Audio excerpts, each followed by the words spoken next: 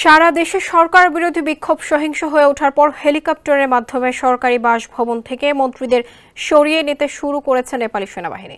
ধারাবাহিক অগ্নিসংযোগ ও ভাঙচুরের ঘটনায় মন্ত্রী ছাড়াও ঊর্ধ্বতন কর্মকর্তাদের বাড়িকে লক্ষ্যবস্তু করা হচ্ছে। ভৈষ্যপাটিতে এক মন্ত্রীর বাড়ি জ্বালিয়ে দেওয়া হয়। এরপরই পার্লামেন্ট ভবনের নিরাপত্তাও সেনাবাহিনী মোতায়েন করা হয়। উচ্চপদস্থ কর্মকর্তাদের নেওয়া হয় সামরিক ব্যারাকে। পরিস্থিতি সামলাতে না পেরে পদত্যাগ করেন প্রধানমন্ত্রী কেপি শর্মা ওলি। প্রতিবেদনে বলা হয়, বিক্ষোভকারীরা প্রেসিডেন্ট রামচন্দ্র পুরেল ও সদ্য সাবেক প্রধানমন্ত্রী ওলির বাসভবনে আগুন ধরিয়ে দেয়। মন্ত্রী ও জ্যেষ্ঠ কর্মকর্তাদের বাড়িতে ধারাবাহিক অগ্নিসংযোগ ও ভাঙচুরের ঘটনার পর সেনাবাহিনী এগিয়ে আসে। স্যান্ডেলিনা সো, রূপচর্চায় আভিজাত্য। নিরাপত্তা বাহিনীর সঙ্গে বিক্ষোভকারীদের সংঘর্ষে অন্তত ১৯ জন নিহত হন। তাদের মধ্যে কাঠমান্ডুতে অন্তত ১৭ জন ও ইতাহারিতে ২ জন নিহত হয়েছেন বলে জানা গেছে। গুরুতর আহত হন ৪ শতাধিক বিক্ষোভকারী। হতাহতের দায় নিয়ে আগেই পদত্যাগ করেন নেপালের বেশ কয়েকজন মন্ত্রী। পরিস্থিতি নিয়ন্ত্রণে আনতে কাঠমান্ডুতে কারফিউ জারি করে প্রশাসন।